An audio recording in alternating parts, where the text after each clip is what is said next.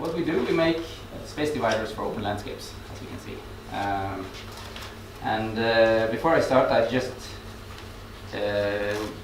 want you to take notice of that this is a young company. We're not profitable even yet, and I'm not going to tell you the recipe for success with circular economy, but I might be able to inspire you, and I also show you not the challenges of early phase companies, but some of the benefits. And one of the most vital benefits is that we can test, experiment real time, more or less, with our business model, with our concept, with our customer base. I was in this building here just a little bit more than 1 year ago, and I did not know what CIRCit was. I knew a little bit about circular economy, but I really came to learn, to get some experience, and suddenly we were in the tier 1 with other fantastic companies with my little startup at the time.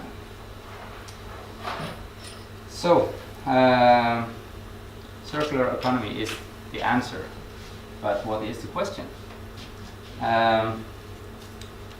In my opinion, circular economy is not a goal in itself, it's a tool. And it's a tool that can be used to create a sustainable society.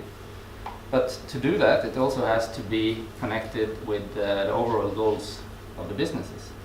So circular economy could be a gold mine, both for the environment and for the economy, for the business. But you could also pick just one of them and say, well, we're going to misuse the circular economy to earn as much money as possible on our non-sustainable business. So that's not enough. In my opinion, you still need to have an overall goal that says we're going to go towards sustainability with our business. And that's what we did with Opes. And to be a little bit philosophical in the beginning, so you can bear with me. I'm going to be more concrete as we move along. But in my opinion, we need to draw a line in the sand, right? On one side, you have your human impact. So I should check my notes now. Where your business is harming the environment in some way. On the other side of the line, what is there? It's not neutral. Neutral doesn't exist. On the other side, you improve the environment. And this means that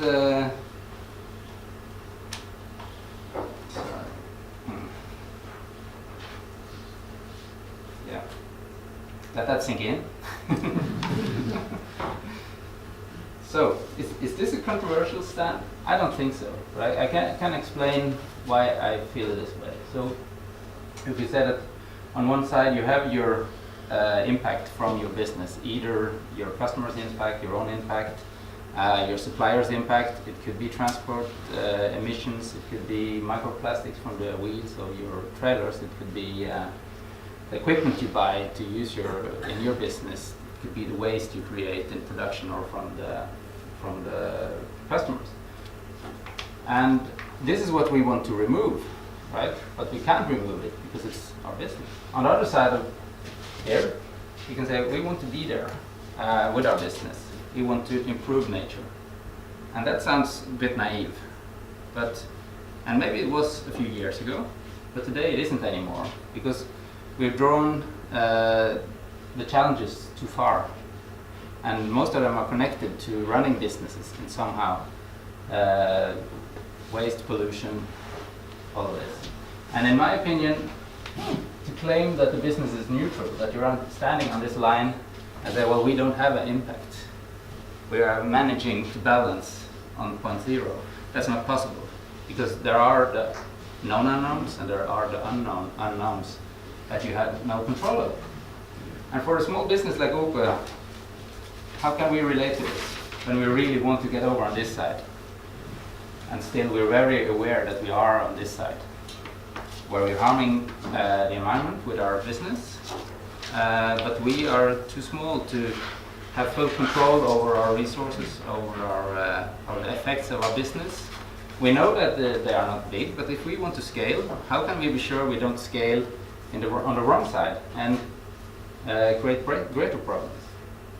So what we do with our small business, we can take a big step and try to get on the other side. And that's why I say we have to concentrate on returning nature back to its original state to repair the damages. And in the future, the fight is not to be the one who earns the most money. The fight is going to be the one who does the best for the environment. Companies that don't talk about what they are responsible of and what they're not responsible of, but companies that take responsibility where they have none. So that brings us to the overall goal of the business. Let's look at this. This is the growth rate for the last 50 years, approximately, in GDP, world GDP, population, CO2 emissions, oil consumption, oil production, and at the back here, I put plastic production. Did you know that the official number of 2018 was 90.5%? 90.5% is the amount of plastic that we have produced from industrialization of plastic, and up till today, that is not recycled.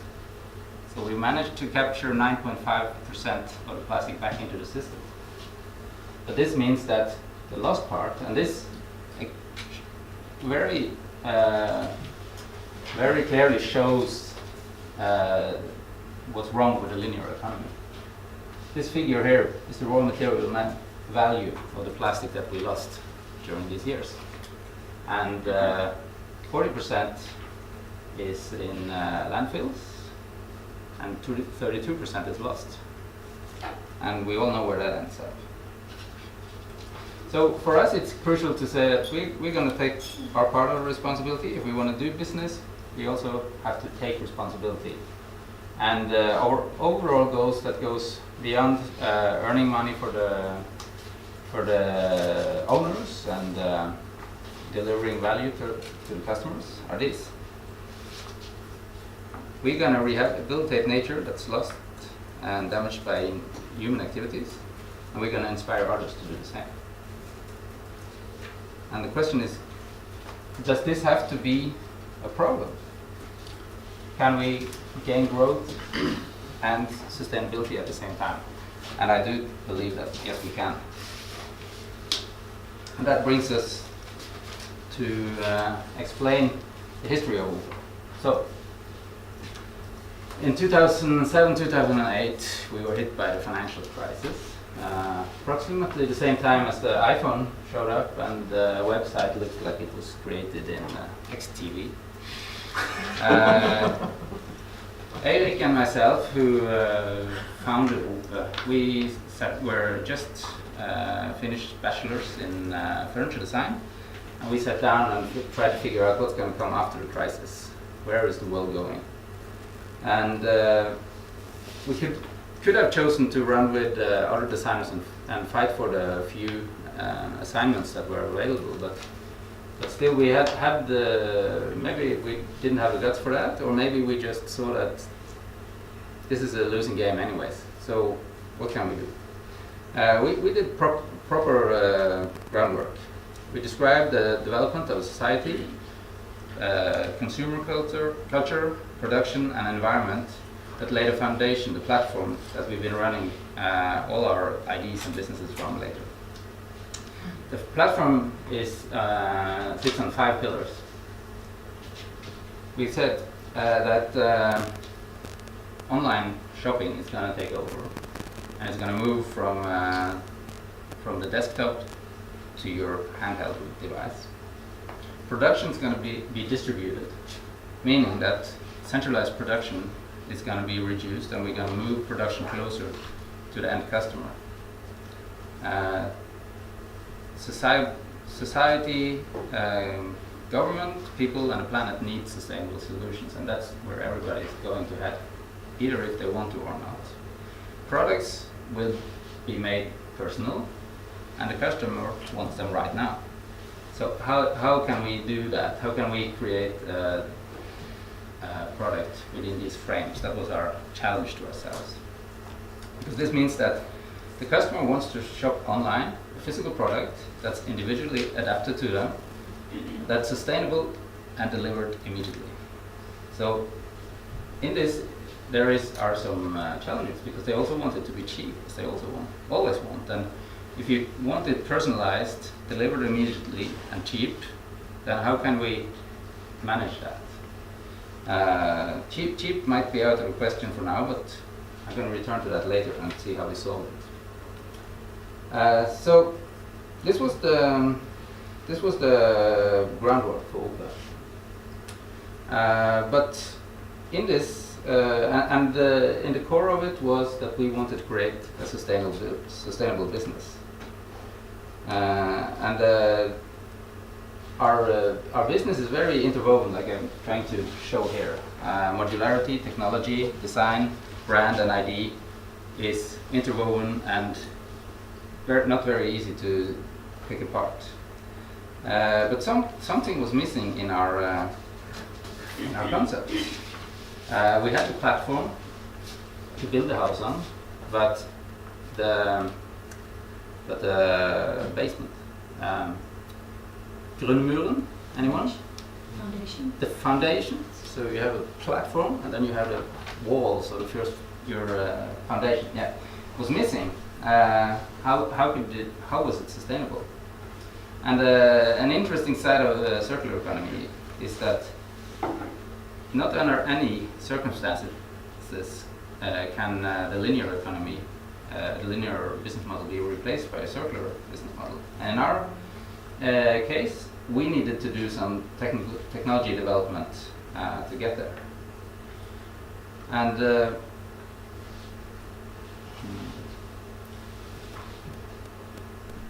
so in the beginning, our idea was to build this furniture system by screwing it together.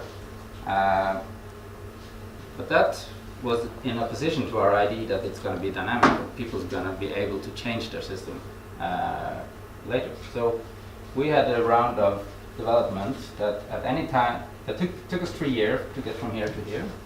And at any time during these 3 years, I believe that there was 3 months left till we were in the market. So technology development is not for the impatient people. And to us, these 3 years meant 3 years loss of market, because we didn't have any product in the market at that time. So we just had to hang out and go with it. And eventually we finished, and we ended up with, I'm going to send this around so you can hold it, with a set of connectors that makes it possible to build and assemble and disassemble furniture again and again without any tools. And the backside, okay, we lost 3 years.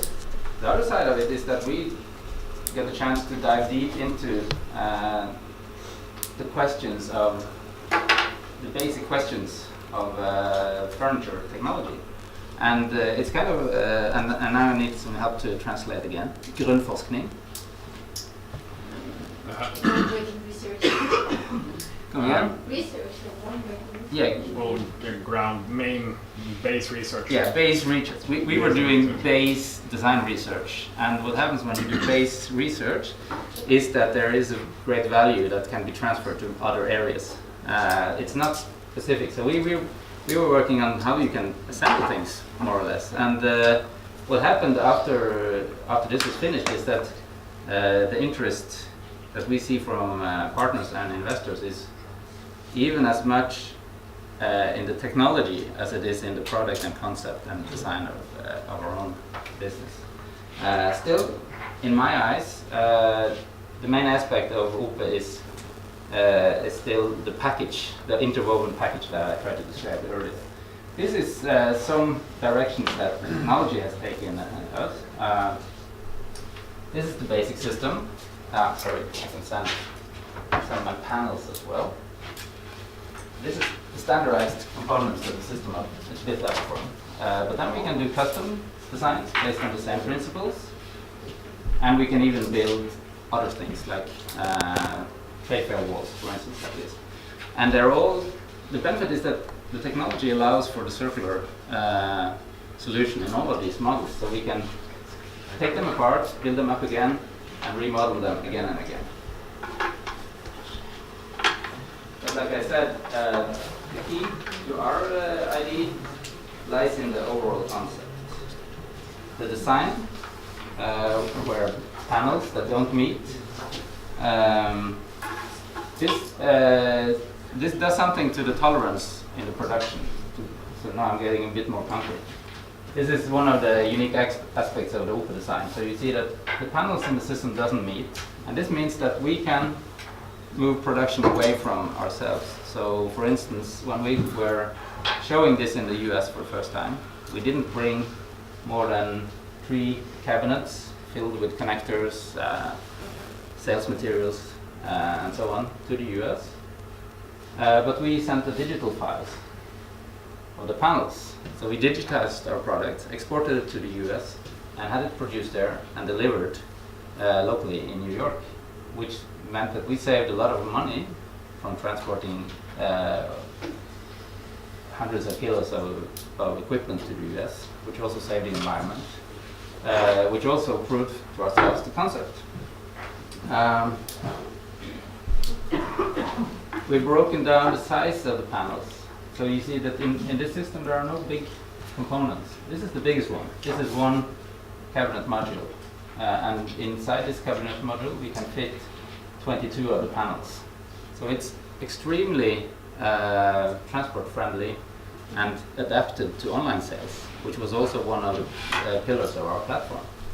So any of these systems can be flat packed down to the number of boxes in it. So 4 boxes here, 1, 2, 3, 4, 5, 6, 7 boxes here. All of it goes into the boxes and ships easily. The modularity. We started off with an idea that we're going to have endless opportunities for the customers. You can choose your color, you can choose your format, you can choose the thickness of the panel, you can even choose the material of the panel. But then when we started working on the sustainability aspect of it and also what really created value for a customer, we saw that this is not what creates value to the customer.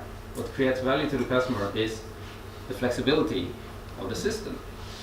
So with the same components, you can build these things and you can change it. So that's the basic idea of the concept. You build whatever you need now, and when your needs change, you don't throw it away or sell it or put it somewhere else. You just rebuild it to whatever you need in the next phase. And that's where the technology really opened up for the circular economy for Opes. So without this technology, it would not be likely that any customer would sit down and fit again and again 20 screws in each of the openings in this system. But with our technology, you can take down the system in less than an hour, maybe half an hour, disassembly, and a couple of hours to put it up again. So, but to be able to get this flexibility, we had to do something with this idea that you can change and adapt anything. So we were reducing, both because we needed a minimum viable product to enter the market with, but also because the more components we included into the system, the less opportunities the customer gets to reuse them. It's kind of a paradox, but now we're down to 4 basic components if you disregard the cabinet, and with these 4 components you can build continuously systems in 3 dimensions. And that means that the flexibility, the opportunities with the components you have are immensely much bigger than if we decided to say that this was 10 centimeters wider, add some more colors, and then you always end up with more parts that can't be used. And for us it's also a big advantage because we can standardize our components, and even on small scale production we can get we can get high volumes of each component and the prices accordingly.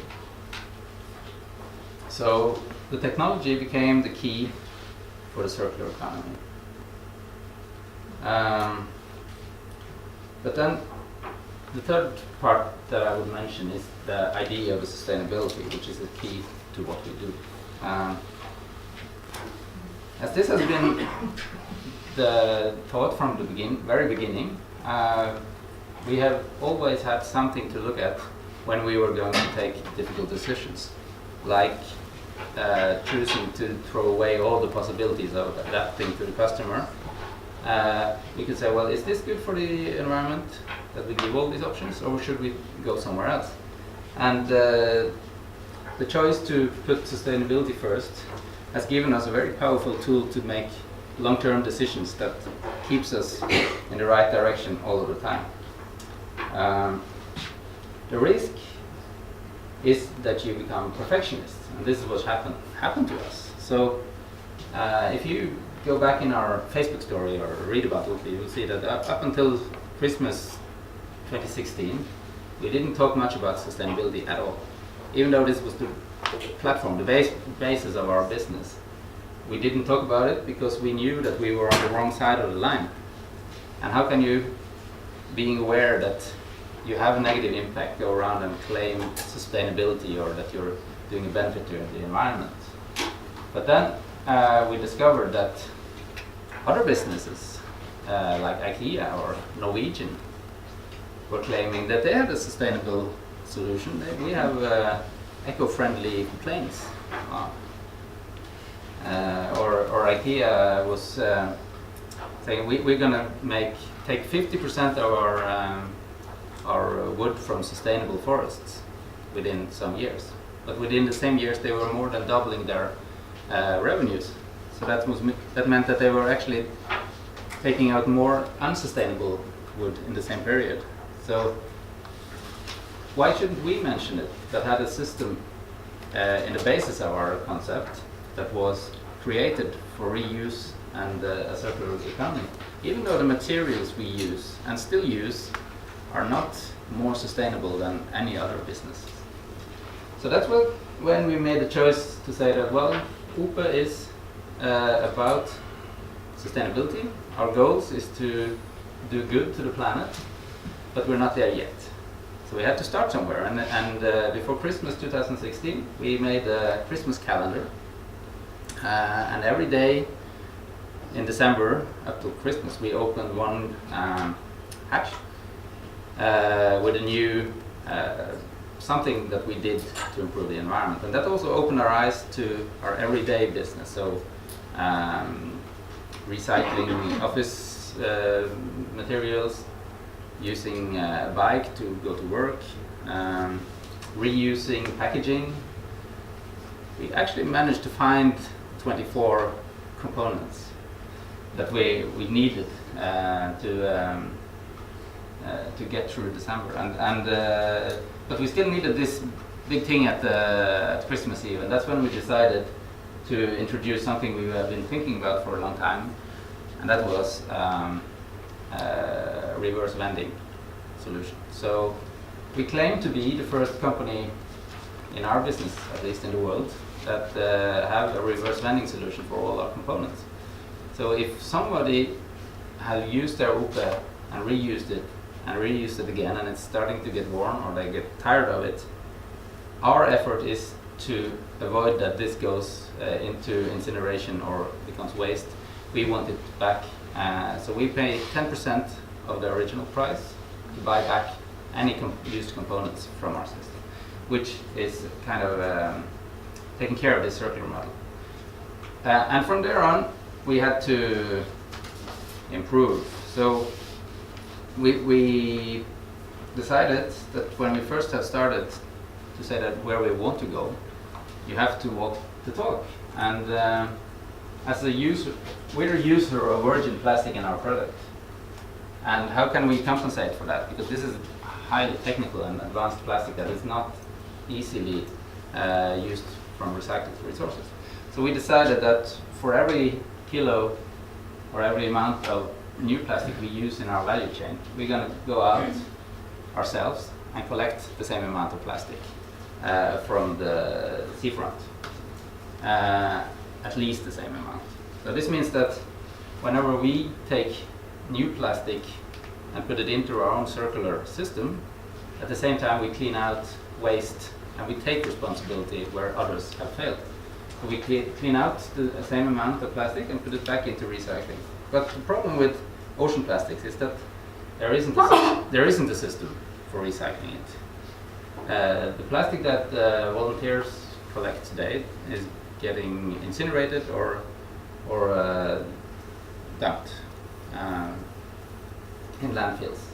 And I'm sure you've all seen what happened when China closed the borders for importing plastics, is that the amount of plastic waste is growing around the world and getting handled in ways that are not sustainable at all. So our next goal, and I have to speed up a little bit, right? So we have two other projects going. The first one with Vestre and Fuel Fiesta, two other furniture companies here in Norway, is to do research with the help of CIRCit to see if we can use this collected ocean plastics, grind it, recycle it, and put it into our furniture. We want to use ocean plastics for our own panels and to replace MDF. So to do this, you cannot go out and collect one-on-one bottle or a can by yourself. You need big amounts of it. And that takes us to the other projects we've initiated. And hopefully we can get some support to do that. We're going to create a complete value chain for ownerless marine waste starting this year. Because almost everything is in place, but there is no one who takes responsibility for the whole chain. You have volunteers collecting plastic, you have transport companies picking it up, the municipalities take their responsibility of the cost. On the other hand, you have consumers that are very, very aware of the challenges and want to have it, but there is no plastic available in the working value chain that can take it from the collection point and out to the customer. And that's what we're going to create now. And for us, it doesn't mean that we're going to earn money on the value chain. It means that we get the raw material that we want available and can buy it in the market. So very short in the end, and I'm here because of CIRCit, so I have to say what CIRCit has given us. CIRCit has given us the understanding of how profitable circular economy can be. And as I mentioned earlier, we are a young company, so we have been able to turn around very quickly. And this summer, when Marina was helping us out with figuring our own business model out, we actually managed to take the ideas that we created during the workshop and implement them into our business and test it out. So I mentioned reusing, and this is creating a lot of value for the customer because of course they can buy the system and rebuild it again and again, and every time they rebuild it they actually save money and save the environment. And for us it means that we, instead of having a one-time relationship with the customer, we can have a lifelong relationship with the customer. We can redesign, we can help them rebuild, we can supply extra parts and so on. So hopefully this system that didn't work out, which was rebuilt to this system, can move over into SA Bank's new offices next fall. And in the end, we do this. We collect plastic, we create systems for recycling plastic, and we do it to the benefit of our customers that can take part in cleaning up when they are not able to themselves. For the environment, yes, but I'm also aware that it's a minor impact, but if we manage to scale it and industrialize it, then it could have a big impact. And it inspires others to follow. And for our own business, it builds the brand. And that's a notable side of business today. Some of the biggest brands in the world can count for from 20 to 60% of their capitalized value in the brand. And those are brands like Facebook and Google that they don't even have a positive true story behind their brand. They're just building a brand. So our idea is that if we are for real and build our brand with a real story, we can build some real brand value through that. So that's it from me. Thank you for listening.